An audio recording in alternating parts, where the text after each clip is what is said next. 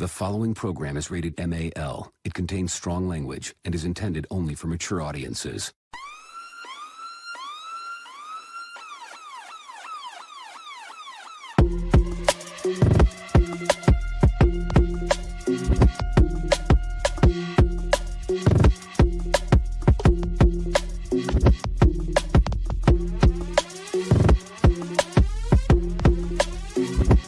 Show that gives you everything and nothing at all.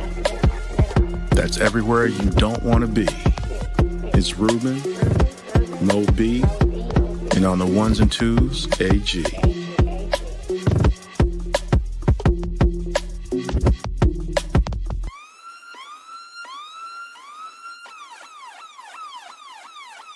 The 5-minute warning. Welcome to a brand new episode of 5-Minute Warning. It's your man, Ruben, in the house. Hopefully everybody can hear me because I can't hear you. That's the crazy part. You know how we be doing it. But, once again, we are here and it's another weekend. And, hey, we just here to do what we do. So, once again, welcome to 5-Minute Warning. I hope AG out there can hear me because I can't hear myself. That's how awesome I am. But it doesn't really matter. We're going to get it done in the way it needs to be done. Ah, there it is. There it is. The world, I can hear myself. That means the world can hear me. Feel better now? I feel awesome right now. And that's what's really important, So, once again, hey, we're going to do something a little different. This time, we're going to do some teasers. So what we're going to talk about today, before we get started, we're going to talk about basically just, the hardest part of making ourselves better and what we do for that. Hopefully I help somebody out here out. But before we get into all that, hey, my man AG's in the house. Let's talk to him. What's going on, AG? What's happening, y'all? How you doing? Yeah, I came on. I completely forgot that I had literally taken out some stuff from my computer and I couldn't hear, but I could see. And I was like, you know what? This is how you know you've done over 200 and some episodes when stuff stops and you can talk, not hear yourself, but you know what you're supposed to be saying. And until you can fake the funk and get your hearing back. So this proves that my belief in 10,000 hours of repetition is important because of what you just said. Oh, most definitely, man. It's crazy. Like I'm sitting here and I was like, I can't hear the music. And I was like, oh crap, I forgot. I took something out. Let me put that back in. And then I was like, oh crap, I still can't hear nothing. Oh, wait a minute, I gotta reset shit. Because it won't air, so I had to reset it. And I saw the screen. I was just like, well, I know what's going to happen in a second. Once I saw AG pop up on the screen, and then it's like, well, Ruben, you got about 3 seconds to get your shit together. And you got to talk regardless if you can hear anything until you can fake the funk and get back up here. So, yes, repetition of over 5.5 years of doing this got us to this point. And hey, man, all y'all people out here who don't believe that repetition and hard work doesn't pay later, I just proved to you that it did. I can't wait to hear it back because I actually think it did a pretty good job without being to hear myself. If you never mentioned it, no one would know because I didn't know what you were talking about. I was like, he can't hear me? He seems to be fine.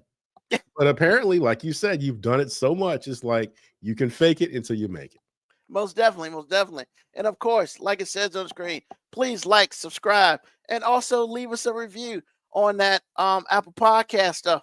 So, man, how was your week, bro? How's it going? It was good. I took the time to get to know my co-host a little better because y'all mention songs that I have no clue about constantly. And it's just like, I'm going to sit down and I'm going to listen to this playlist. Now, I didn't listen to all of it because some of it, more than half of it I was familiar with. I didn't need to listen to that. But I listened to the songs that I had no idea. And I was like, my favorite one by far. Mo and I talked about this, the messaging back and forth. I saw that. But the Donald Glover song, Yep. It Feels Like Summer. Is that what it's called? Yeah. Bro, I'm telling I mean, you that was the song that came out right after This Is America, and I'm just like, man, it just sucks that. And I understand what you got meant. overshadowed. Yes, because when I went back to do the show, it was like, now I understand what he means, because that song is fire. I promise you it is. Because there's a lot of interplay in the chord progression, because it starts out in major key. In major, and it's talking about summertime. You're not even really paying attention to the words. Nope.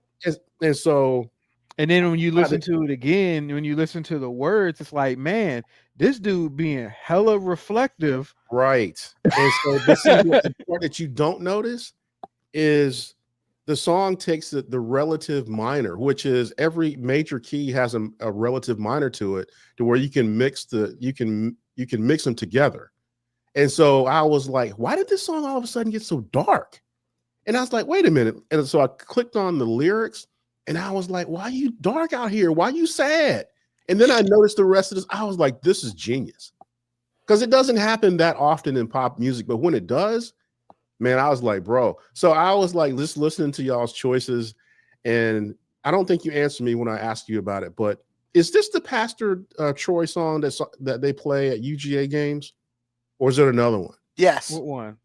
The one that Ruben had. It was you or Ruben had a Pastor Troy song, and I forgot. Yeah, I had a Pastor Troy song up there. Is that the one that you're always talking about at UGA games? Yeah, all those white people be singing Pastor Troy. Right. Is that the one? Because it's heat. Yes. It's fire. It's the one, right? It's fire. And I can understand how playing, white America could get involved. But is that the one? You mean Ain't No More Playing, GA? That's the one they be saying at the game. I thought they play both.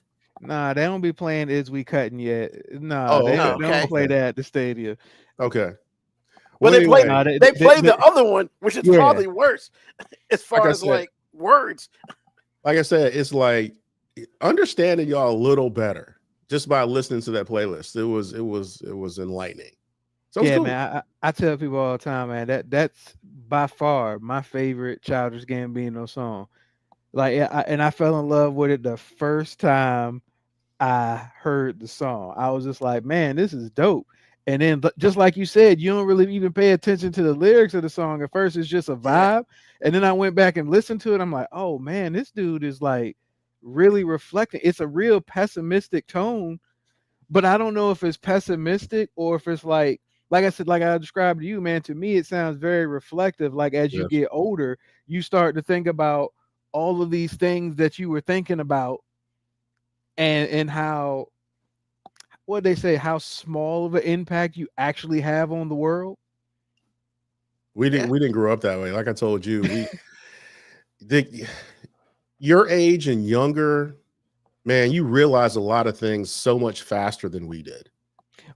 Well, see, I'm gonna disagree with you on that sense, because I feel like me and Childish Gambino, the way we feel about that, is it because we're talking about our experience growing up and in the summer? I feel like that's as you get older. Like now, if you're 35 and up right now, you looking at how the kids live now, and you feel, even though you're not that far removed from it, you feel so far away from it, just because, as you said, it started to happen so quick.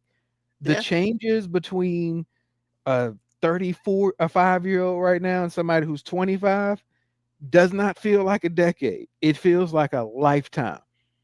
I understand because that. Technology and everything happens so fast. So like I feel like he's just being so reflective in the song, man. Like, I don't know. I think the older I get, the more I like that song too. Like every time I hear it, that's why, it came up in the summer thing. Because honestly, that's kind of like a summer song to me. Because like every summer, I look at my kids and how they enjoy their summer, and I'm just like, man, y'all don't know, man. Y'all don't even realize that y'all are missing so many good years right now, because y'all just don't have this in your life no more. No, I think what I'm saying is we didn't have as much apparent darkness as far as an understanding of how dark the world is. Yeah, I can see that. Because when we were kids, we stayed kids for a long time. your age and younger, y'all don't have an innocence. Y'all don't have innocence like that for any amount of time. Or It's actually, just like I never. joke with my kids now when I talk about the music they listen to. I'm just like, hey man, it seems like everybody y'all listen to is either depressed or suffering from anxiety. Like there's no happy music anymore. Like when you listen to R&B music, like every song is about heartache, heartbreak, somebody ain't shit, somebody did you wrong, or They you sound, wrong. but Like they sound like adults. Don't they sound like they sound like adults? yeah. I'm telling you, man. Yeah. They don't. Yeah, I went on a 90s tirade like a couple days ago where a video came up on my YouTube thing and it was an old Shy video and it just went down a Ah, rabbit hole. So like Shy comes on and then High Five comes on. And then I ah, was just like, yo, the music industry has always been ran by adolescent females. And what I mean by that, whatever the teenage girls like, that's what's hot. yeah, And definitely. right now, teenagers like ratchet ass or depressing ass music. That's why there's no boy bands. There's no love. There's no like how many high school sweetheart songs were there in the 80s and 90s? There was a all of ton them. of them. Gosh. All of them. There were a Yeah. ton Yeah. of them. And it feels like I listen to them now and I feel good and then I feel bad all at the same time because I'm just like my kids will never know this. They'll never know this. You know, Like Because when they're you start adults. a song off, I can't wait to get to school each day. I'm just like, yo, they will never know this. They no, don't know they about will having not. You know, Brent, shout out to Brent, put up a joint, you know, as a band geek, this conversation making him smile. I mean, hopefully he was on last episode when we did our summer tracks, and you can go on Spotify, 5-minute warning, summer playlist 2025. Go ahead, get it downloaded for yourself. You can kind of see how we think and how we feel about our summer music. Also, give a shout out to Juan out there. Gave us a nice little heart emoji, you know, on Facebook. Appreciate you, brother. Glad you're here. Hope you're listening. Hope you're having a good time. And it's funny that we talk about music because I think I'm going to say something that I'm going to be real. I don't think I've ever said before. And my hope is this is not the last time I say it. But hey, man, I don't know. Maybe it's because it's 25 years old. Maybe they hired some new people. Maybe they just did everything right. Bruh, the BET Awards 2025, fire. Really? 100%. Hey, Fire. I haven't seen the show. I've seen certain clips of it, and I've seen some of the performances. The Jamie Foxx tribute was done so Oh. fucking well. Oh my God. It was such a good tribute. And then to see Jamie Foxx in the front row almost in tears because like he's somebody who you can just tell really appreciates music. Bro. And you know, you can tell they don't really tell them what artists are going to be performing the song. So like every time somebody comes out, you can see it in his He's face. losing his mind. Like the genuine excitement. Like when Babyface starts off, you could just see him like, yo, Babyface singing my song. But see, that's what I was saying. I was like, bro, Babyface came out of whatever retirement home he was at. He came out to sing Yo Joint. And then on top of that, bro, he had Teddy Riley out there and Dougie Fresh. Riley. Wow. Yo, I was like, Hey, yeah. And look, I ain't seen the whole show, Bro. but if somebody told me Jennifer Hudson had the greatest performance of the night, I'd be like, no doubt. I ain't even seen the rest of the show, and she gets my vote. And I'm gonna tell you, you're right until the end, straight up.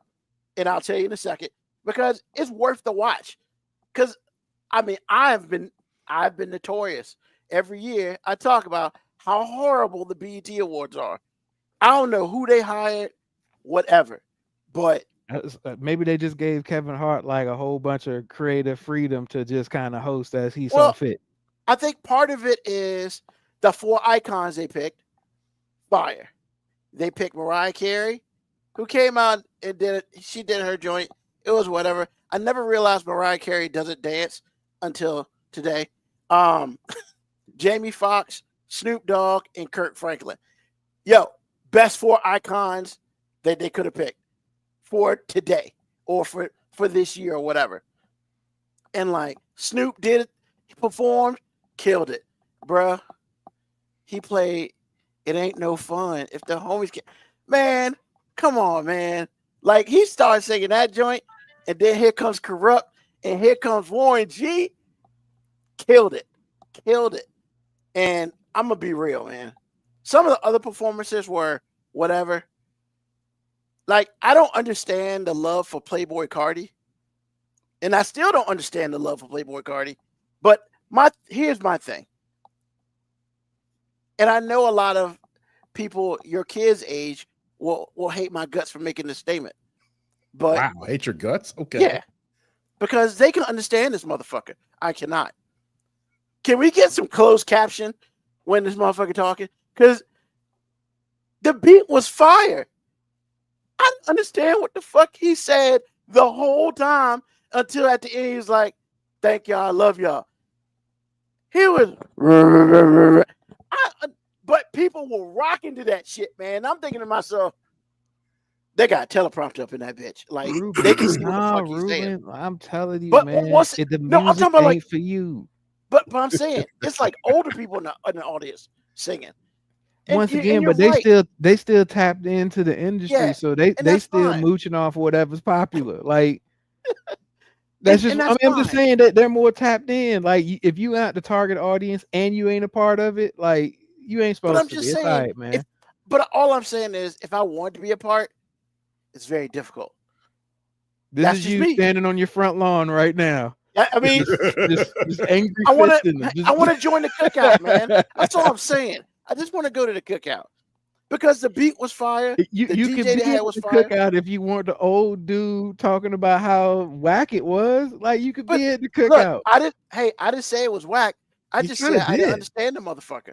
Like, I mean, that's all I'm saying. but Glorilla that's got not up gonna there. change, She man. That's performed. not gonna change.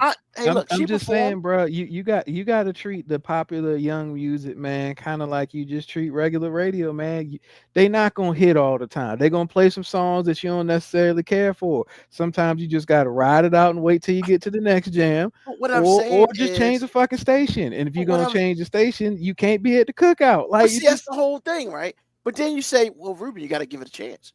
And I'm trying to give it a chance. hold I on, just Ruben. want to I have understand what the never motherfucker was stated saying. that you have to give it a chance. No, I I didn't say stated that if you. you're not gonna give it a chance, you just the old man hating. And I gave it a chance, and I'm not hating. I'm just asking for some. I just need to understand what the fuck he was saying because he might have been saying some real cool shit. I just didn't understand it. That's all I'm saying. And maybe the closed caption went a little far. I will say that, but I just didn't understand what the motherfucker was saying. Bro, And the beat was hot.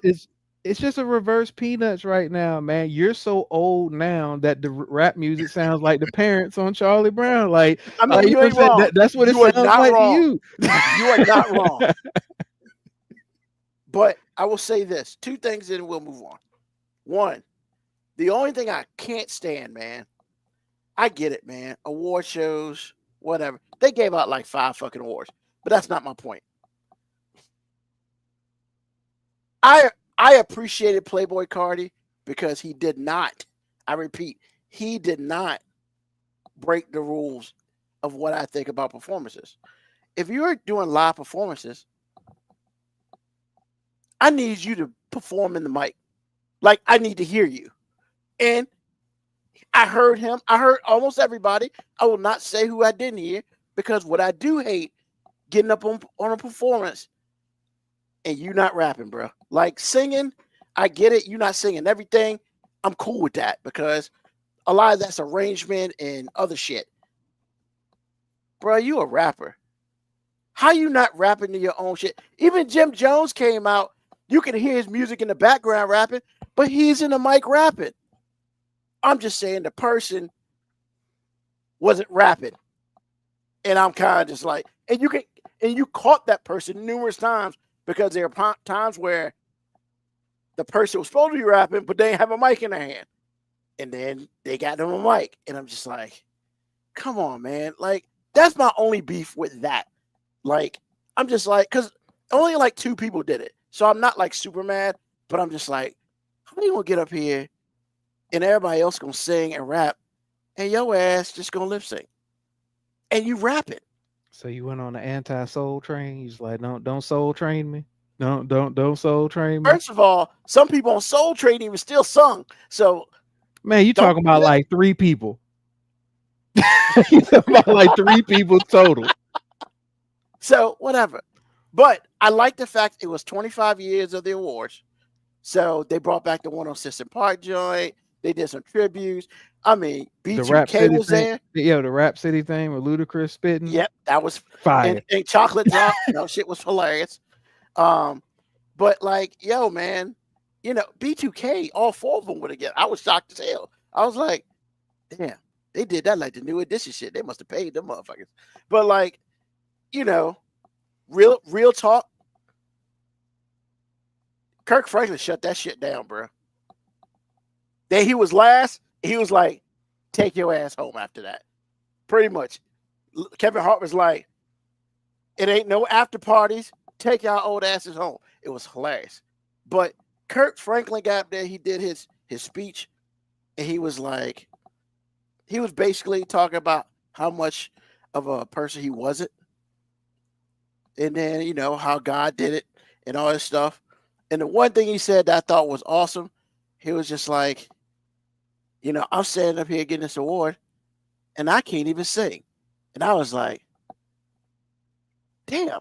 I never even thought about it. Can't sing. He really don't sing. Yeah. But he perform. Yo, he's a straight up performer. I mean, I guess in more ways than one, in my opinion. In more ways than one. But like, yo, he had his crew behind him.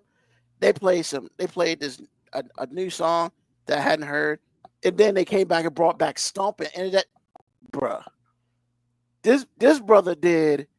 I think it was I think he did the Any Heartbreak when they moved up and then they moved back real quick. I was like, stop it, this motherfucker out here dancing. He dancing and hyping. He didn't sing shit, and I was just like, damn, this motherfucker really don't sing. Not that I really noticed it before. I noticed it today, 1, because he said it, but 2 was like, wow, he really don't say. But he's such a performer. His energy is so crazy. Like, everybody up there was hype. Like, hype. He made Tamar sound good. That's right, I said that shit. He made Tamar sound good, and she was up in there hype. And I was like, yo, this motherfucker crazy. But nah, straight up, first time I ever said it. BET Awards 2025. It's worth the watch, man. It is the whole thing. The whole thing is awesome. Once again, there'll be a couple things that you might have to fast forward through just because it's not. I tell you, I can't ever share your excitement for Kirk Franklin. Nothing about Kirk Franklin ever entertains me. And I hate sounding like I'm just up here hating Kirk Franklin and what he's about and what he does. It just, like, I'll just say, like, every time Kirk Franklin has performed, like, it don't move my spirit at all. Like, it just feels like he's been a part of some good songs and the performances, but it's something about Kirk Franklin that doesn't sit well with my spirit. And I don't have an exact reason why. Well, so it's why I don't really, I'm not hating on Kirk Franklin. No. It's just something about Kirk Franklin. I'm just like, it just don't never feel genuine to me. I think for me, I'm drawn to energy, and that, like, energy and charisma. He got that. That motherfucker got it in space. Like, he was blessed with that shit. Like, I can't get close to that. I mean, I think I have my own, but I can't get close to that shit. That shit's legendary, like, out of this world type shit. And it's just like, and I'm drawn to that. Now, his personal life, like he said, man. Oh man, I ain't even worried about his personal life. I mean, because I hate when people start talking about his imperfections as if that means he can't be an ambassador for Christianity. Like that, exactly. I'm not with that. I'm just saying nothing. I'm strictly talking about performance. Like, Kirk Franklin doesn't move me, the performer. So I'm not gonna sit here and say I'm ready to go to church, but I'm just saying, like, his energy is infectious. It's very infectious, and that dude's whether he did church music, whether he did rap music, he can't sing, but neither could Britney Spears. So, like, there's a whole bunch of shit. Whatever that dude was going to do in life, it was going to be live and crazy. And that's all I'm saying. That performance, I mean, you know, I was sitting there looking. I was like, wow, man, this guy's like way better than Diddy. Then I was like, no, Diddy, because we can't do that. And I was like, Diddy's not even in the fucking conversation. Like, I don't know anybody who could, especially that performance. That performance was over the top live for real. So, like, once again, that's just my opinion. Go watch it for yourself. This is the best one that I've ever seen in life. And they've had 25 of them. And you know, I'm like, some of that shit is trash. I just hope that next year they don't go backwards. Because once again, I don't know if they hired new people or they just said, fuck it, for 25, we about to blow this motherfucker up. And we're gonna do it. You can't come back from this, man. You can't go backward anymore. Because if you go back in the years, I've complained and like, hey man, this is for black people, this shit's shitty. You know, this shit's horrible. And it's like 4 hours, but for the most part, it's entertaining. So I just wanted to put that out there before we really get into what we're gonna talk about today.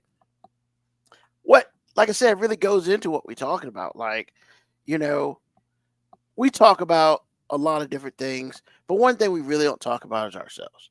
And like, you know, growing oneself, because when it's all said and done, we all want to be better every day. We want to be better people. But how do we get there, right? Like, it's one of those, like, some people have different things that they do. They have a routine, blah, blah, blah. Some people just wake up and decide, fuck it, I'm going to do this today. That's more me. But there are some people who have plans. And so, like, the one thing I want to talk about today is, like, for you personally, what's the hardest part about being better every day, growing yourself, be better every day? And how successful are you with it? Because, like, my thing is, I don't think that we all are as successful as we want to be with just being a better person and doing better things and stuff like that. But, you know, I think it's interesting to talk about our individual journeys because, like, once again, yeah, we're 3 black men. But yeah, like, that's kind of almost from us 3. I mean, there's similarities between maybe me and AG and me and MLB and AG and MOB and that sort of thing. But, you know, other than that, we pride ourselves on this show on our differences. So I think it's super important for us to talk about. I mean, we proved it last week with the summer thing, with the summer music thing. I think it's important for us to kind of just talk about how we do certain things, you know, and how we want to make ourselves better. Or are we cool where we at now? Because, you know, you're right, Moby. Earlier, I probably wouldn't be this way, but you're just like, yeah, Ruben, you kind of like get off my lawn type. And there are times when I am get off my lawn, straight up, especially now. Now that I turned 50, I'm probably get off my lawn more than I should be. But that's because I've chosen to do that because that's where I'm at. But, you know, I want you to talk about your personal journey and things you want to be better at and how you want to get there and stuff like that. So, AG, man, what's up? Talk to us. Well, I think the first thing I want to say is there's a little pushback on your description of all of us because actually Mo and I talk about ourselves quite often. I was thinking it the whole time. I was about to say, I'm not. So I think maybe you want to reword that. But, you know, having it's on wax now, so it's on wax now, yes. But anyway, I think when I read the question, I was like, okay, that's a great question. I will say for me, once I thought about it, I feel like I'm not as successful as I'd like to be because outside of structure and outside of camaraderie, I don't really do well. Now, don't get me wrong. I can live by myself. Like, I don't need a lot of interaction because I think it's the way I'm set up. And I think my life experience being an only child, I don't really need a lot of interaction day to day. What I would like to do is to be able to have a goal that has no structure, have the discipline to mold it, And then after that, get to the execution part, without the foundation of an ensemble or some structure that was already there. Building your own structure and then executing within that structure is really hard for me. Like, some people are the exact opposite, where they don't really get along well with other people at all. It's like they always want to be a maverick. I don't have much maverick in me. Now, there are certain times, like lately, where I've been able to focus and like, okay, this is what you have to do. No one's going to make you do it. You don't have a teammate, but you understand this is what you have to do. And so, okay, well, I'm going to do this today and this today. And even within that focus, I was still like, I don't want to do it today. But it's like, well, no, this is what you're going to do. Today, you're going to do this. Today, you're going to do that. Today, you're going to do this. And so to have that and to succeed, that's the other thing.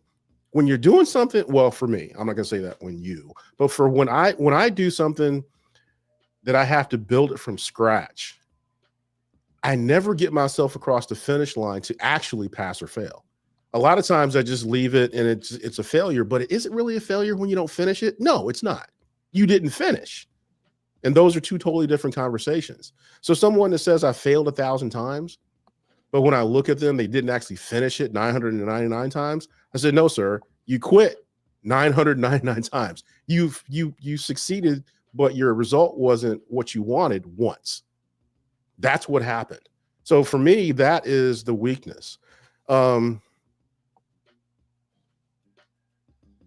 is, if I could get over that, which I think I'm on my path to do so, because I actually had to see something through and I succeeded. That is really the key for me. If I figure out how to think of an idea and grow an idea and be patient, that middle part where nothing doesn't seem to be happening, but it is happening, when I don't give up and I get past that, and then the rest of it's kind of easy, get over the hump, if you will. If I can do that on a regular basis, I will be someone else. I promise you, I will be someone else. If I don't do it, my life will stay the same primarily.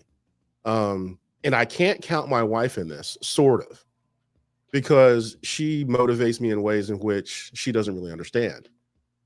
Everything I do it a lot harder and with a lot more intent than I ever did it when I was single. But that is also the kind of juice that you need to do it just because. And then within that vacuum, there are still times where I just go, I don't really want to do it. To have a high level of focus without structure that hasn't been created for you, even when things don't look the way you want them to look, and to see things through until its completion, that is something I need to go through a few times to understand that, yes, this is possible. If you don't, well, no, I said you again, like it's general. This is me. If I don't do that, my life will largely stay the same. Now, I could find a success here and success there, whatever. That's great. But I think what you're talking about is the success you want. And the success you want is really big. No matter how small the actual result is to other people is neither here nor there.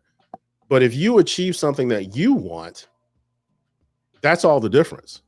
It really is. So like, if you want to be thinner, or you want to be more wealthy, or if you want to do whatever it is, and you have to start from scratch with no one making you do it, or no structure making you do it, and you have to create your own wave and ride that wave and to the beach, to completion.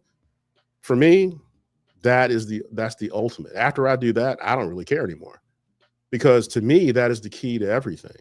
Whether the result is what I want it to be at the end is immaterial, because again, like I said before, if you just quit, then you quit. You didn't finish it. You don't know if you failed or not. But finishing it, starting it and finishing it and saying, okay, what happened? Because I don't think I'll have an issue with saying, okay, that didn't turn out real well. Let's see what I did wrong. I'm good at that part. It's the middle part that I'm not good at. So I don't think I could have done what you did with this podcast. I don't think so. There would have been a lot of things in the middle. There would have been a lot of this or that I could have faltered, and the podcast never exist, or the podcast falling off really fast. So those are my weaknesses. If I could get rid of that part, or at least actually not going to get rid of it, because you'll always be your flaws. Managing your flaws is really important. It's like managing fear. That's the difference between cowardice and courage. Managing your fear. Fear is not really the problem, because everybody has it and you're going to continue to have it. So when people start talking about fear like that in absolutes, I start tuning them out. That's wrong. Managing your fears is really important. So taking care of those two things, managing your fears and being able to see it through when nothing's really happening, creating your own structure and writing that structure to its completion is what's really important. And once I get that little thing, then I can do what I want to do. So based on what I took, based on what I extrapolated from the question, that is my flaw. That is my major flaw. If I take care of those things, then I'll be golden. Everything I ever wanted will be not worried. I won't be worried about it anymore, because I know I'll be able to, and we're golden. I'll be able to turn it on, know what has to happen, understand that it will do something, just keep going. So I would say that's my unadulterated answer. I guess I answered the question correctly. Is that about right? Or what you were wanting? Hey man, your answer is your answer. I realize that, but I'm on the right track though. Yeah. Okay. Well, yeah, I would say that is my biggest lacking as far as self-growth. Yeah. I mean, and that's the thing, right? Like I think you said a point that was important, because we are our flaws and our weaknesses. However, that don't mean we can't learn from those. And then probably what usually happens is once you perfect, or once you take care of one, then another one just pops up, because maybe you want to do something else. And like, hey, boom, boom, boom. And it's just like, great. There's always something more to learn. And that's the awesome part about just life, really. We all want to be better people. We all want to be successful in our own way. Getting there is always the fun part, right? Or for some people, I'd say it's the fun part. Depends on how you define the word fun. So awesome. Mo B, what about you? Actually, I would say getting there is the important part. How you get there is the important part, because a lot of people are trying to get to the finish line, but they don't want to have to do all the stuff in between getting from start to finish line. I guess mine was, I don't know, it's probably oversimplifying it, but as I talk, it'll probably not be as simple as I feel like it is in my head. But balancing, well, success and balance. If I have to put a mirror to my face and truly tell people the thing that I've always been the most fearful of, it's success. Not because what some people say. Some people go, oh, you don't want to be successful because you fear the expectations and all that. Nah, I've always viewed success as failing someone else, because I feel like everybody who talks about greatness and being great and success, they always talk about sacrifice, and the thing that they seem to always sacrifice is everything around them. So sometimes I wouldn't say it's a survivor's guilt, but sometimes I've always felt like the more successful I am, the more I'm letting someone else down, because to be truly successful at a lot of things requires an imbalance of time and attention. So like me and you've talked about Jordan versus LeBron, and we've always said I hate talking about the basketball discussion of Jordan versus LeBron, because Jordan had a singular focus in life, and that was, I'm going to be the best basketball player. And it kind of made him an asshole in every other aspect of his life because he couldn't achieve that success without balance. Correct. So when people go, oh, well, LeBron is this, to me, I look at it and go like, LeBron is the pinnacle of balance. Like, it's amazing to me that he's achieved that amount of success and still seems balanced. That's the greatest fucking feat in sports history to me, is the fact that LeBron James still seems like, and I say seems, 'cause I don't know the guy personally, but Lord, he still seems balanced.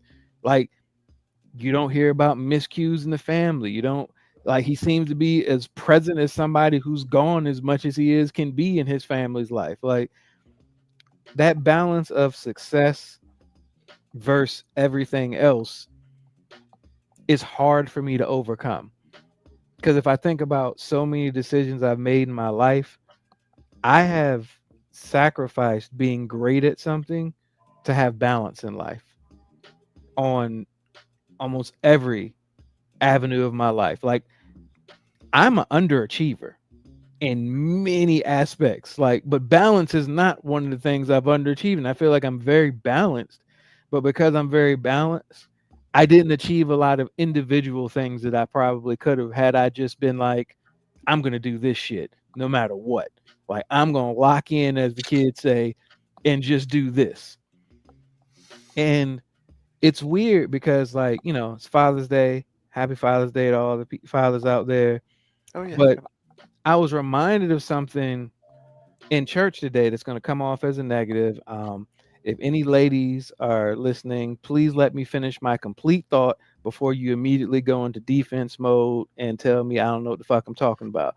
So that's the disclaimer I'll put right now. But no, I just seriously, man. Like, if I understand. Yeah. if you let me just get home, the message won't be what you think it is.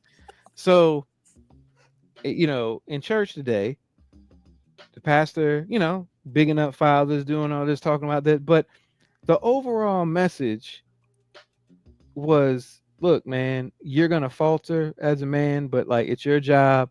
Put your wife behind you, put your kids behind you, and you just have to do battle. And we're recognizing you, we're thanking you for it, we're acknowledging it for it. And that got me to thinking, like, that's a luxury. There's a luxury that women have that men don't have. Please let me finish my thought, ladies. And here's what I'm going to say. Like, in life, women put so much pressure on themselves. Not saying that society's not putting pressure on them, but there's a sense of pressure that happens with a wife, with a mother, that is very self-inflicted because it's a lot of responsibility. They take it, they're doing everything, but the outside world is constantly trying to make them feel like they're doing enough. Like, you always hear, hey, she's doing the best she can. Hey, she's out here working hard. That is a luxury that most men never will feel, because the outside world is constantly telling us that we're never doing enough. It doesn't matter what our circumstance is, whatever's going on, we're not enough. And we get taught that from an early age. Like, and it gets instilled in us, and I'm not blaming women for this, but it actually gets instilled into us by men in our lives. Like, I think about my uncles and everything. Like, hey, when I was young and going through things, nobody ever said, hey, are you okay? Everybody always said, hey, you gotta make sure you all right for your mom, right? Hey, look, you don't need to be hey, take care of your mom. Hey, make sure she's okay. Nobody ever asked me how I was doing, because the message was, hey, bro, you got to figure that shit out on your own.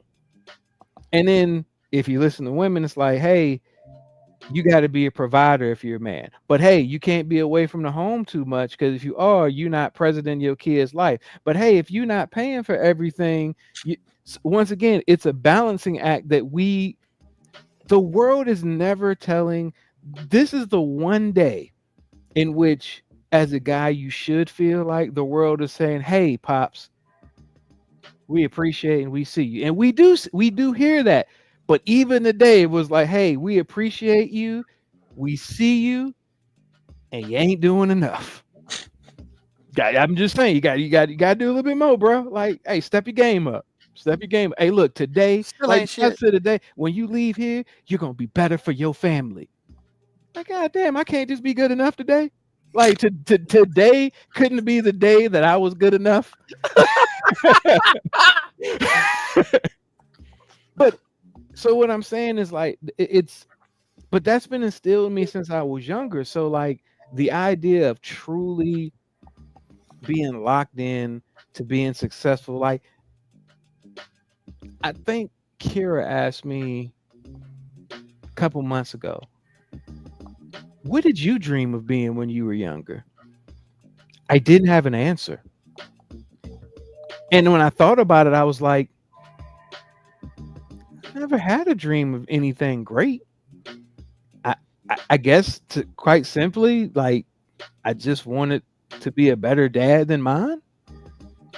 Like that was maybe that sounds like a very low bar, and that's not a diss to my dad, but I'm just like, I didn't have like these, oh man, I want to be the next superstar on this. Like I just never, because to me, I guess growing up as a child of a professional athlete, I saw how that desire for him to be great at that one thing left him no room for anything else. And I just didn't want to be that. So I've always looked at like success and greatness as an imbalance in your life.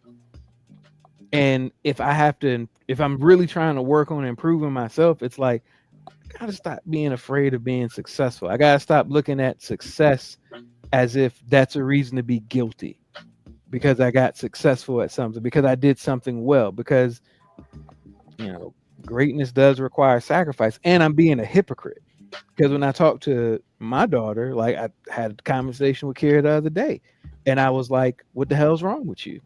And she was like, what are you talking about? I'm like, I don't even recognize you anymore. And she was like, what are you talking about? And I was like, do you even like playing basketball anymore? And she was like, yeah, I love playing basketball. I'm like, what do you want to end up doing in basketball? And she was like, I want to be one of the greatest women's basketball players of all time. And I was just like, oh, so you just want all the recognition that comes with being great. Cool. All right, now I know how to move, because you're basically saying you don't give a fuck about actually being great. You just want the recognition. That's a cold-hearted thing to say to a 14-year-old. But she took it like a champ, because she was like, well, what do you mean? And I was like, I liked you better when you sucked. Because when you sucked, you worked harder.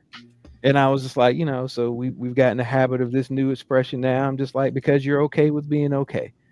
And I'm like, look, if you're okay, you always delay.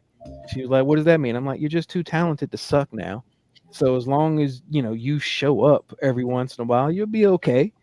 And I'm like, and if you want to be good, all you got to do is play. And she was like, yeah, I'm good. I'm like, no, yeah, you'll be good because you show up and play. But you got to understand that great don't wait. Like when you want to be great at something, you don't have time to wait. So I'm like, okay, delays, great plays, great don't wait. I'm keeping that. That's dope. And it was off the top of the head too. I felt really good about it too. I ain't gonna lie, bro. Like when she left the room, I was like, boy, that sounds like some cold shit I just said right there, man. Like, but hey, like this whole week she's been back to working out and stuff. And it wasn't like I was being mad at her, but it was just like, look, I recognized myself in her in that moment where she had just got okay with I'm just good enough. Because she's trying to balance was a word I kept using to her, because I'm like, you're a teenager, you're about to go to high school, you're balancing your social life, you know, you're getting to the age where now you like your love life is a thing for you, because you know you're in this whole space where you're trying to find balance. And I could see myself in her, which is like, hey, this one thing is taking me away from all this other stuff, so I'll just put that in the back because I still want to be balanced, and I don't want her to be afraid of being great at something like in many ways I was and still am to this day. Like hell, I'm an assistant coach, not just because I feel like I want to be an assistant coach. Hey, I don't like dealing with parents, and being an assistant is a good way to not have to talk to parents because I can always defer. Like honestly, I'm an assistant coach because I can Heisman parents. I can just be like, hey, nope, that's the coach over there. But I mean, like the other thing is like, hey, I know how much time and dedication it would take for me to be. I know how much time being an assistant takes me away from the family and everything. So being in charge of shit again, now I'm just like, oh, it's gonna take me away. Can't do that. It's a fear. I mean, I gotta just be honest and recognize it's a fear I have. I fear success because I feel like success breeds imbalance. I got to get better at that. Hopefully, that wasn't too long-winded of an approach to get to what I thought was a simple concept that I probably made sound way more complicated than it needed to be. Hey man, you said "great, don't wait." That made up for all of it. That He shit didn't awesome. make it up, make it for all of it. Come on, man, that was great what he said. I mean, that was fire. Yeah, I mean, bars, definitely. bars. But I mean, the whole thing was good. Yeah. So like, I would say, for myself, it took me a very long time to figure out who I was.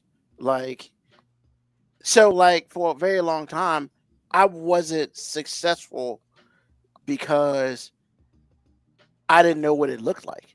I didn't know, like in high school, average, the things I did in high school, average. I went to college, flunked out, came home, did that thing, went back to community college, average. Went back to college, average. Decided, nah, I ain't ready for this shit. 3 years later, after being out of high school, I worked. Then I decided I was ready. Once again, I was average. Then I started playing the catch-up game. So, like, being successful didn't really hit me, or at least being successful at certain things really didn't hit me until I was in my 30s. Like, I didn't know it. I know what other people's success looked like. I didn't have any experience in my success because I had not fleshed out truly who I was. And so, like, for me, this question is, for the one time I say I don't really go deep, whatever. Well, this is for me because I'm still in a constant state of growing myself. And it's to the point now where I feel like I gotta catch up. I'm 51 years old, about to be 52 in a couple weeks, but I feel like I'm like 20 years behind, just on basic things. So, like, for me, I did discover that, Ruben, people listen to you for some odd reason. They listen to me, and being a leader is something when I go back when I was a teenager that I had, but I was always the vice president. I was always the secondary. So, like, hey man, I was cool with being Biden with Obama. Like, I had no issue with that. And so for me, I never really got to discover my true talents or what they could have been. And so, when like I said, in my 30s, I graduated college when I was 36. Shout out to me. Like, I'm very proud of that shit. Like, people can say what they want. Like, I think sometimes I learned you gotta take all the things that you are successful at. You gotta appreciate that. Even the small stuff. You gotta really appreciate that. Like, I talk about it on the show. I joke, well, this is the longest relationship I've ever had. I joke about that so much, but I'm overly proud of us being at 280 episodes. Like, that's some shit that when it's all said and done, you can't take that from me. Like, if I get hit by a bus tomorrow, hey, Ruben was on the internet for 280 episodes at least. Boom. Like, so, like, now I'm still trying to to catch up because I have to, not because I want to. You know, there are a lot of things I want to do. Fear is a motivator because now fear has, you know, things I want to do have real life consequences. When I was 16, yeah, I may not have feared anything other than talking to girls, but like I didn't have to mess around and, oh shit, Ruben, you fucked up on building this, so that's gonna cost you an extra $1,000. I ain't trying to do that. But I realized that I needed these two hands. You know, I talk about the garden because, yeah, I've worked in gardens before that other people have made, but I've never done anything for myself. Like my uncles and my brother was here earlier this week. And I was proud of my little tub garden, you know? Fuck what you heard. Like, I don't care. Like, that's the first time I can sit here and say, truly, these thumbs were a little green. But once again, I had to push myself to do that. I think I'm smart enough. I think I'm handy a little bit. You know, I can cook, I can do all this. But there's always a hump, you know. And for me, you know, yes, I want to be somebody's person. But in order for me to be somebody's person, I have to be my person. And if I can't be the person who I want to be, I can't be a person for somebody else, much less, you know, taking care of anything that's, you know, moves and is alive. Like, that's why I don't have animals. Like, no. But, you know, I say all that. It's like, you know, proving I could do things is important to me. Even though sometimes it's simple as baking a cake. Now, I don't bake a lot, but I like to eat. But then again, I don't want to bake something that shit's nasty. So it's like, that's the thing for me. That is a small fear complex. You know, the biggest thing right now is I want a deck. You know, I have friends who can help me build it, but I'm on their time. Man, I'm almost to the point where I'm about 85% considering just to buy the equipment and build it myself.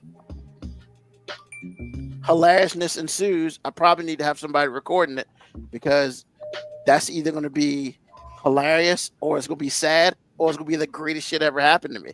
One of those three things are going to happen, but I got to pull that trigger. You know, I am lazy, and that's a problem. I have started things and I don't finish them. That's a problem. But in order for me to get to where I got to get to, part of that growth is finishing, you know? And hey, am I successful with all this? No. I fail on a consistent basis.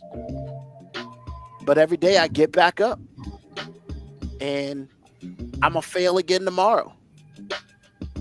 I hope I learned something from that fail because I can get up on Tuesday and do this. So, like, yeah, I mean, for me, you know, the hardest part about growing myself is me. I am my biggest problem, you know, because part of me is like, well, you not no young buck no more. No, you know, you ain't motherfucking strong and shit. No, I mean, I know how to use tools, but I ain't never really built something of any importance. So I got to get through all that mentally, and that shit's hard. But, you know, a lot of things have happened in the past 5 years I didn't think I could do. You know, and I'm gonna get it done. And hopefully within the next month there'll be a deck in my backyard, and hopefully it don't look like ass, and it can sustain people. But I'm not gonna put anybody on it if it's not safe. That's just crazy. But yeah, man, I would say, for me, the hardest part is getting out of my own way. And for certain things, I'm very successful at doing it, and others that are not. I'm not successful at getting out of my own way. All I can say is, and for anybody listening, if you can get out of your own way, you can do whatever you want to do. What is that song by Nas? I am. Oh, Be what I want to hate be. that song. God, I hate that song so much. I mean, that song's not great, but it does have a message. Oh, no, it has a message. Doesn't mean it's a good song, but it has a good message. Exactly. I'm not bumping that shit in my car, but the words. And once again, that's one of those songs they're not necessarily talking to me.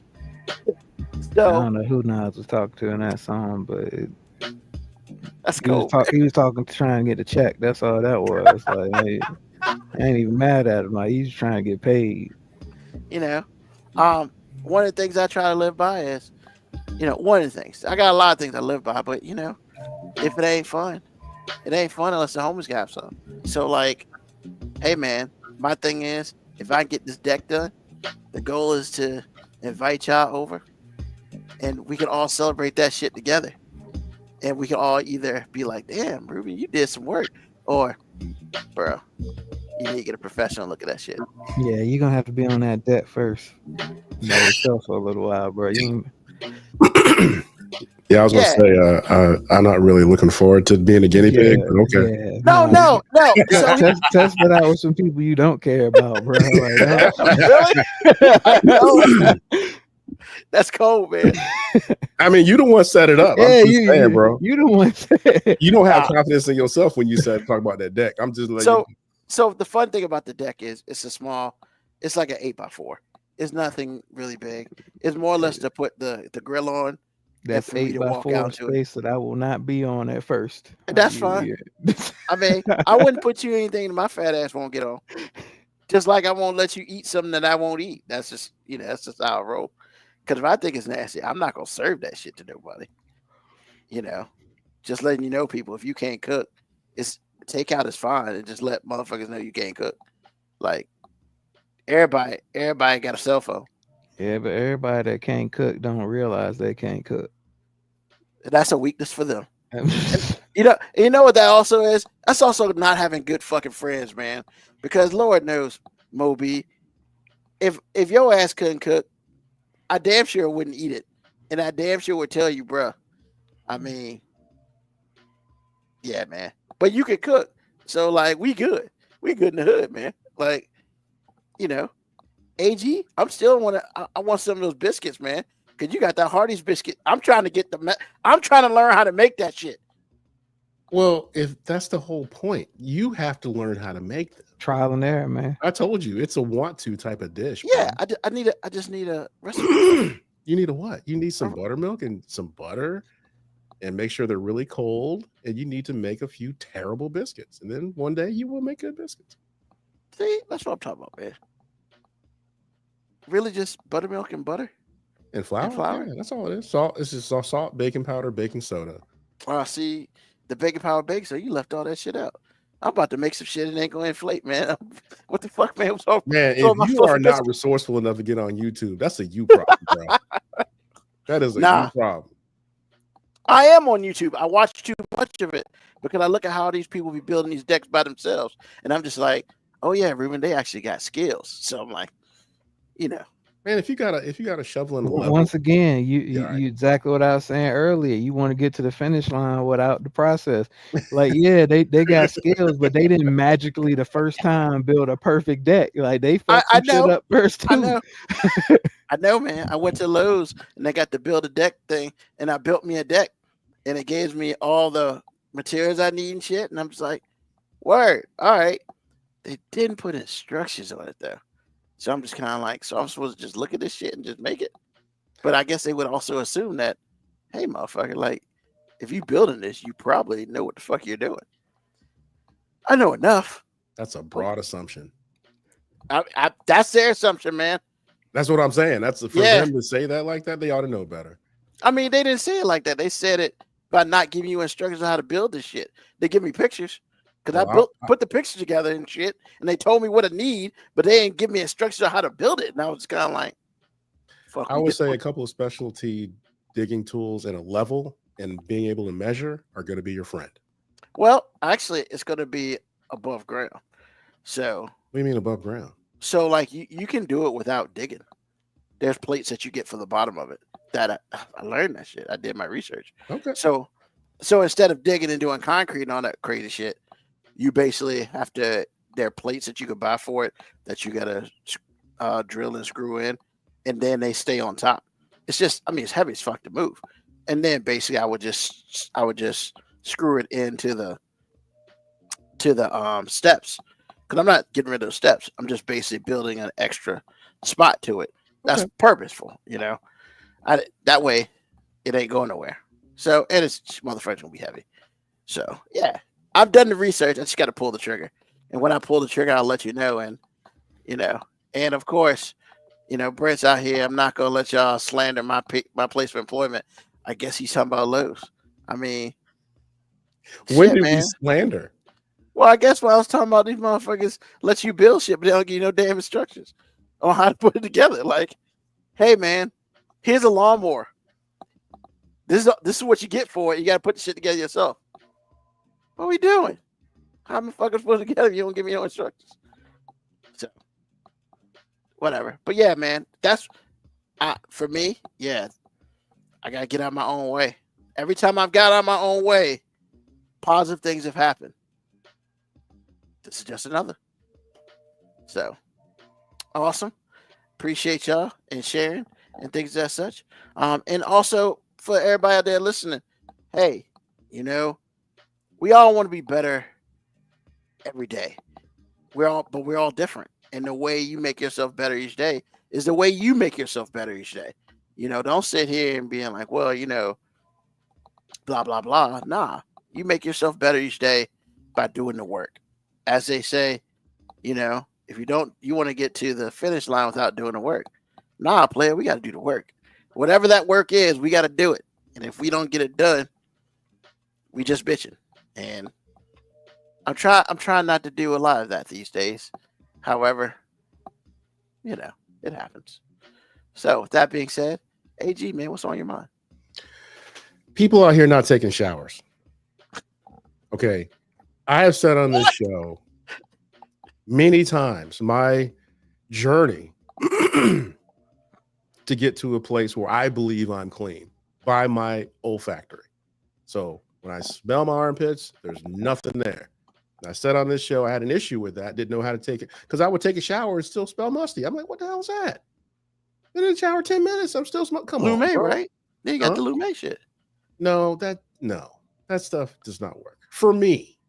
Now, from what I understand, it does work for other people, but for me, no. So I'm in the shower and I was like, you know what? Maybe if I use a loofah and do a little scrub, that would help. Genius idea. It absolutely works. So now I have to go through a two cycle shower. So I use the loofah to get the armpits good. Then I wash them like I usually would. I'm golden. That is satisfactory to me. So I'm sitting here thinking to myself in the shower one day, like, I'm going through all this trouble to be clean. And you got people out here talking about, well, the soap just runs down on me and that should be enough. What the fuck are you talking about? Oh, well, maybe I'll shower like three times a week. What the fuck are you talking about? This is not, no, you stink.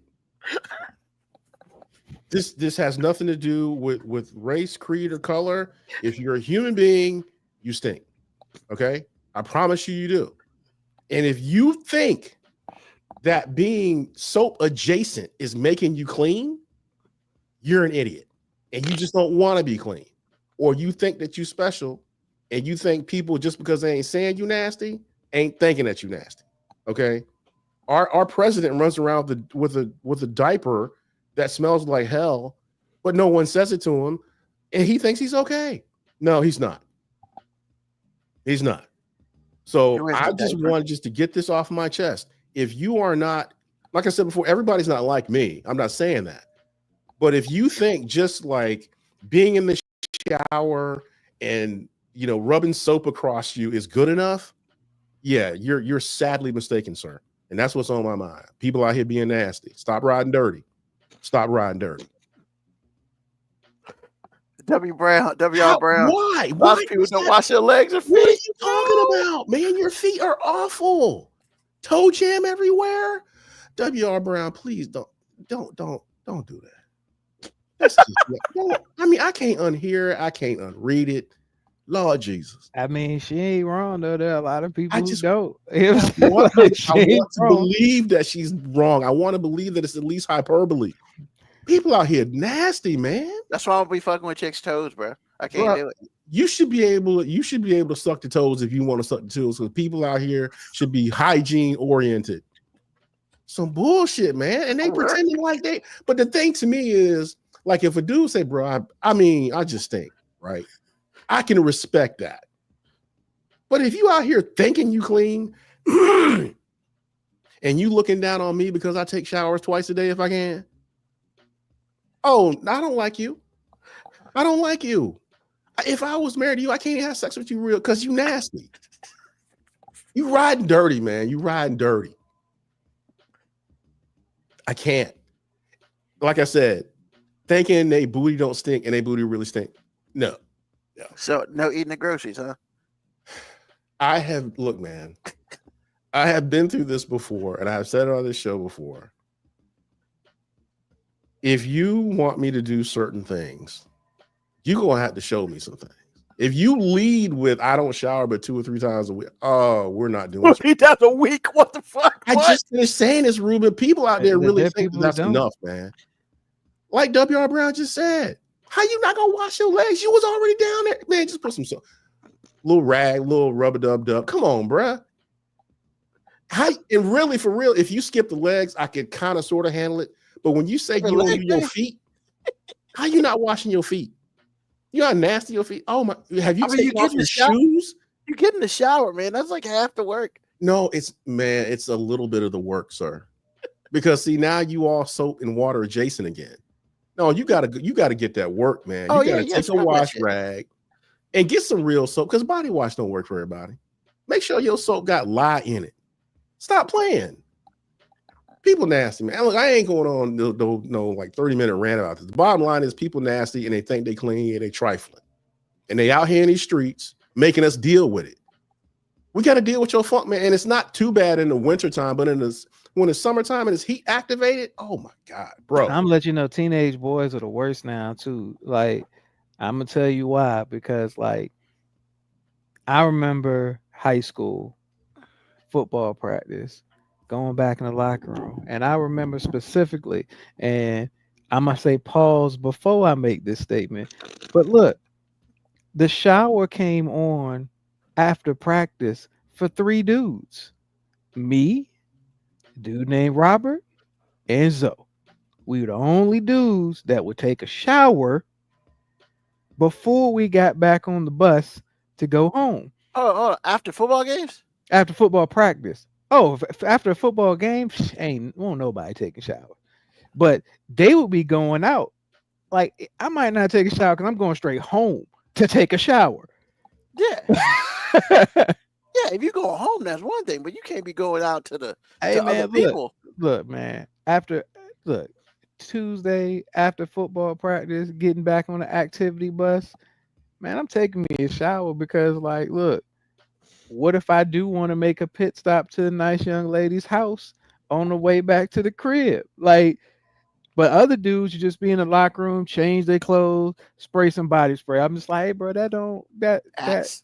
ain't The axe, son. yeah, that Axe body spray, like that ain't really doing nothing. Like, you can't put deodorant on after you funk it. The deodorant is pre-game, not post-game. Yeah, Brent said that people that come to his job can install a shower, but don't seem to take them. Man, I can't do it. Ruben, I can't do it, man. No, it was so dope after practice though, because like, shower locker room got the showers all around. But when it's only 3 people on the team taking, bro, we were spaced out. You know what I'm saying? We it's That like means we that had our bus own steak suite. every day. We had our own shower suite pretty much, man. Yo, that means that bus steak every day. Oh hell yeah, bro. Come on. And you ain't washing your practice jersey and stuff every day anyway. So the next day you come in to practice and your funk dirty clothes smell like yesterday still, and you smell like yesterday still, and then hold you on. putting this on. Hold on, man. In high school, I was a manager. And like our job was to wash the fucking the uniforms, man. Wait, your people didn't do that? Hold on. We didn't wash our practice jersey every day. I had 2 pair of practice pants, which during the practice week is really all you really need, because one of the days you ain't going with pants anyway. And the practice jersey, you use shorts. You do walk through with shorts. So Right. you know what I'm saying? Just making sure, bro. I was like, but what we doing? practice jersey, Wow. like Man, look, yeah, I I didn't was care if you stunk during practice. You know what I'm saying? We all out here sweaty, funky, and hot. But like when you made that decision afterwards to like then just put your regular school clothes back on that after means that. those are funky too, Exactly. bro. Look, and I ain't trying to sit here like I was the most sanitary dude on earth. I ain't saying I was taking 20-minute showers, but hey, man, a little bit of soap, washcloth, good Goes a long little way. rinse, and you out. You know what I'm saying? Like, it don't take much. At least wash your balls, man. Yo, Ruben, I was just about to say, like, yo, it was a quick shower because I was trying to watch the important parts. You know what I'm saying? Like, Hold Pits, on, booty, man. and balls, Pits, man. Pits, booty, and balls, man. You know what I'm saying? Booty and I had to cut the balls. tape off my ankles, so I had to watch it because I ain't want that sticky stuff around. Put my socks back on, but yeah, man, quick. Hold on, I ain't man. talking about nothing extravagant. So some of these dudes won't take a shower and Some then go in the girls' places. Talking about trying to get a bro, little what you BJ. talking about, bro? They didn't even turn until me and Robert and Zoe started asking them to turn the shower on. They weren't even turning the showers on. Yo, Zoe was always smart. I had to give it to him. I didn't even know this is what Zoe was doing. Zoe was going in the coach's office taking a shower. One day I was like, bro, how come you always come out? And he was like, I take a shower. And I'm like, hey, they got a shower in there? He was like, yeah, they got a nice private Yeah. shower. And I'm like, man, they be holding out on us. But Wow. then I had to have that uncomfortable conversation with Zoe because he always came out glistening with a towel on. I'm like, hey, bro, do a better job. Like, look, if you got a private bathroom, you could have dried off and put something on. You didn't have to try to come out glistening and shit. Like, with baby oil and shit on. Just put on the baby oil. You got the shower. Oh no. Sorry, AG man. Sorry about the. No, I It's- appreciate hey. all the input because I'm tired of sitting around here thinking I'm crazy. No, man, look, man. Like I said, people out here thinking they're not affecting the rest of the world by being nasty. That's all I'm saying. Just do better, y'all. Just do better. You know. Clean your ass, guys. Clean your ass. Please. Thank you. Please. Mo B, man. So your mind. hey, look, man. So I got 2 quick things. One, I got a dope Father's Day gift, but I do have some discrepancies with it. I mean, And I'd like to air out my discrepancies in live case on you Wax. see it. No. I was looking at it to make sure. So I got this dope picture, Daddy's Dream Team. It's got a number I played in before because I didn't have a number. I played in a lot of different numbers. And Kira and Cadence's jersey. But I have some constructive criticism. I'm not gonna say it. No. Here, it's very constructive criticism. It's a very positive thing, and I know everybody. You probably think I'm about to say something that's gonna get me in trouble, but I'm not, because I'm gonna say this is not the whole dream team because it's missing somebody. Your wife. Exactly. Thank you for noticing the obvious, because Yeah. I'm just like, yo, I didn't make these 2 by myself. Well, you're the dad of those 2. I get it. It's Daddy's dream team. Daddy's dream team. Cool. Well, you're not her Yeah. dad. No, She's but what he's part of saying the is team. Yeah, he's saying that team. she's just as important. No, as absolutely, she your- absolutely is. She But could have at least been standing with a whistle over on the. I mean, she is Yeah, the coach. yeah, You know what I'm yeah, saying? The general manager, the owner. Like she is the person that's telling these three people what to do. she should be in a, she should be in the Like- pants. She should be in the pantsuit chilling. Like there's nobody in this picture making fucking decisions. he said We just out nobody. here running Wow. plays. we just out here running plays. However, that is a dope joint though. Yeah, it's not. Yeah, it's a dope Father's Day gift. The other thing that's on my mind is like I appreciate you two, because I guess I'll say like I'm really, first of all, I want to second something that AG said earlier about Ruben. I would have never had a podcast go this long. I just wouldn't have. I just first of all, I don't feel like anybody gives a fuck what I have to say. And the people who do care what I have to say, I feel like they should have better things to do with their own personal lives. Wow. So I would just never assume to make almost 300 episodes over the course of like what, 5 years?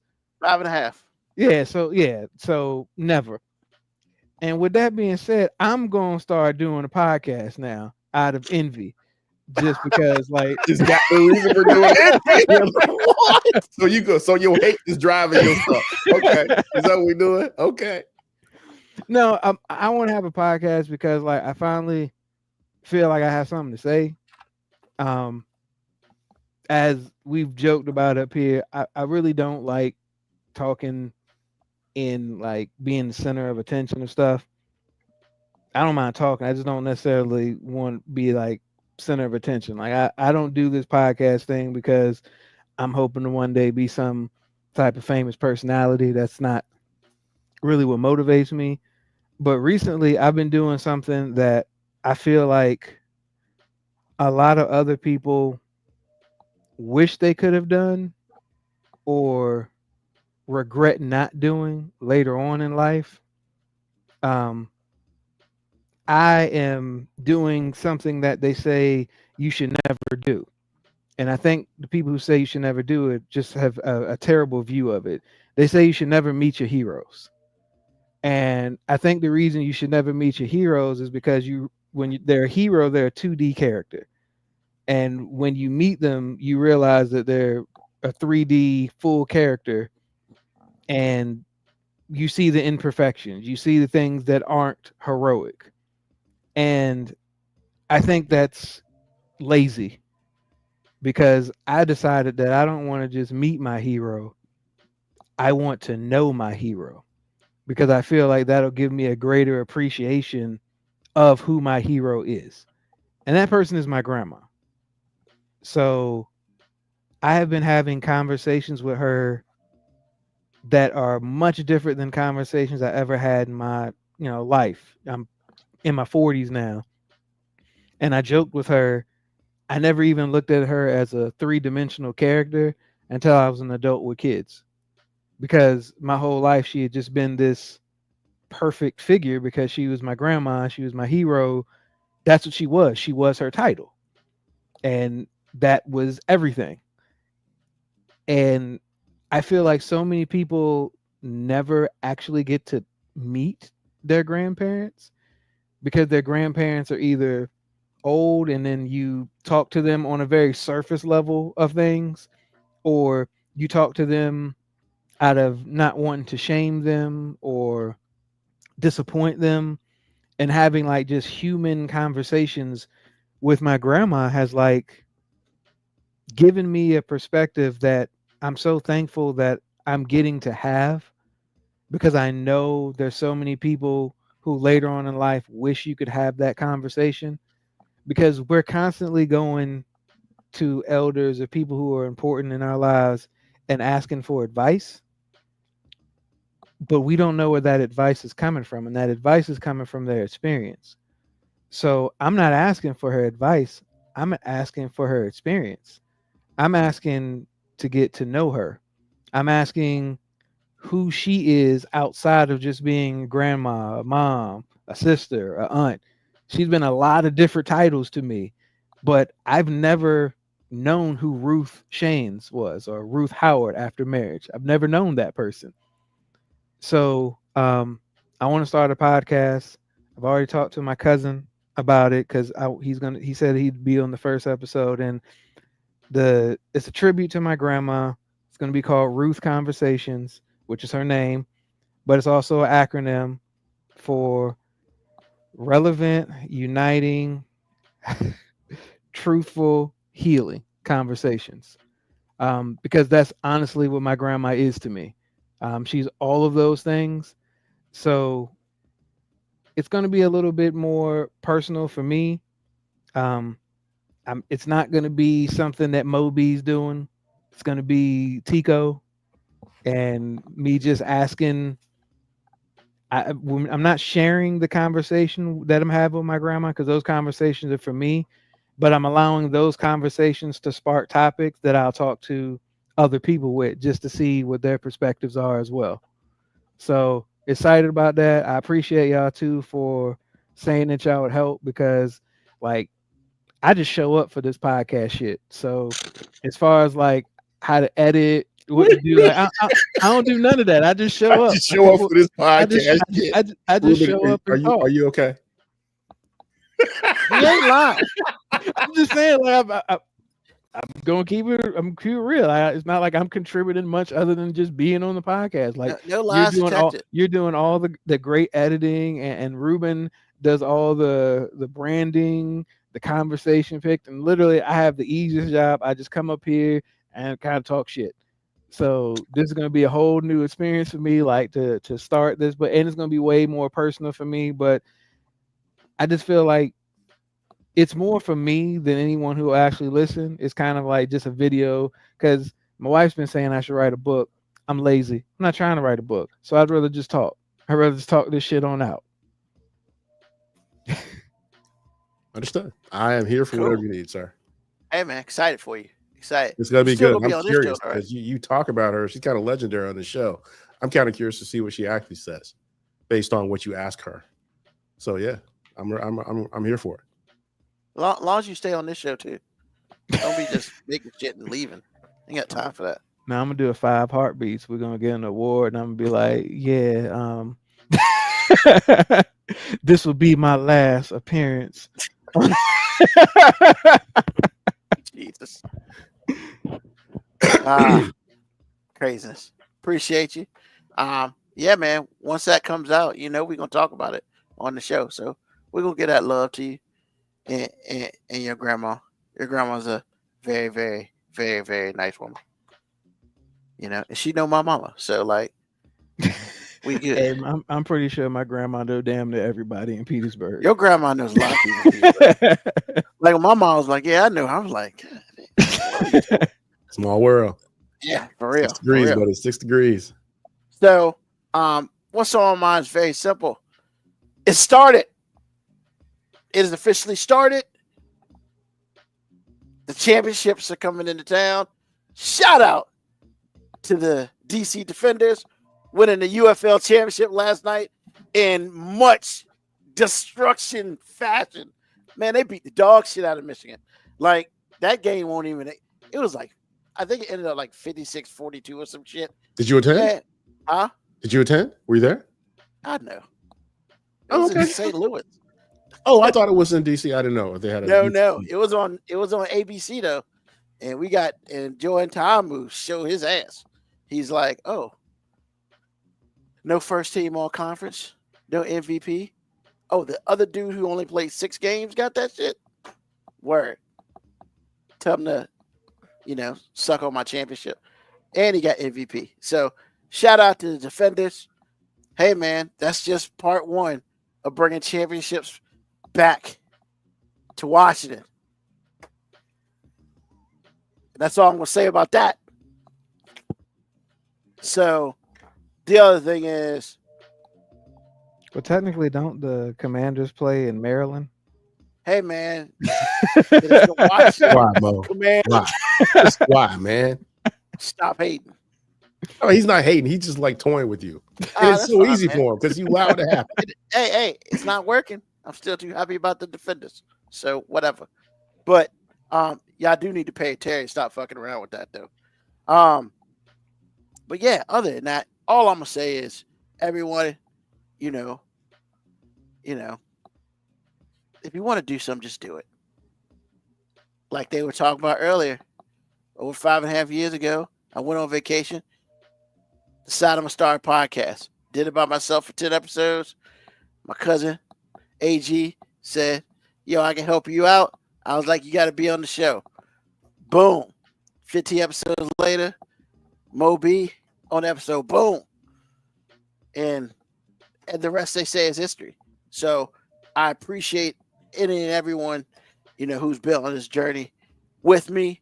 We still got a lot more journey to go. Yeah, man, I'm just excited. But don't ever be afraid to be successful, and don't be afraid to do what you want to do, because the worst thing that can happen is you fail. I fail at least 12 times every day doing something. So like, shit, what's one more? Fake it till you make it, right? But then when you make it,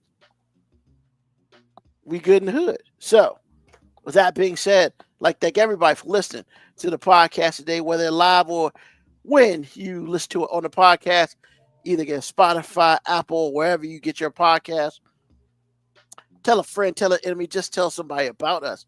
We are here Sunday nights, 9 p.m. until we finish this episode and we get off the air. Hey, look, please like and subscribe. And hey, leave us a review too, man. If you love us, tell us you like us. If you think we suck ass, you can tell us that too, and I'll just cut it off.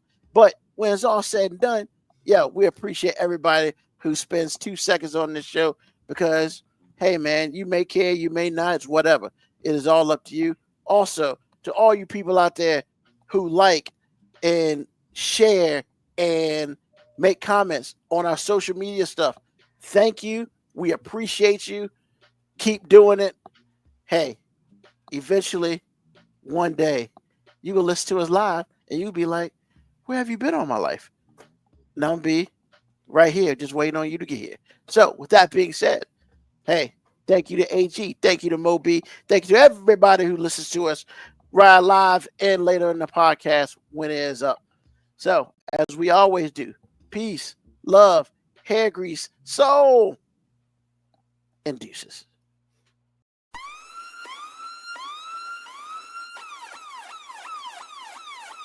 Email us at 5minutewarning19@gmail.com. And also leave comments on Facebook and Twitch. Search 5 Minute Warning. Contact us on Twitter at AG_FMW podcast, at Nugman25, at FMW 2019. Contact us on Instagram, Moby 5 Minute Warning, AG_5 Minute Warning, Nugman25. You can listen to the podcast at Apple Podcast, Spotify, or wherever you get your podcast. Thank you for listening. This has been another episode of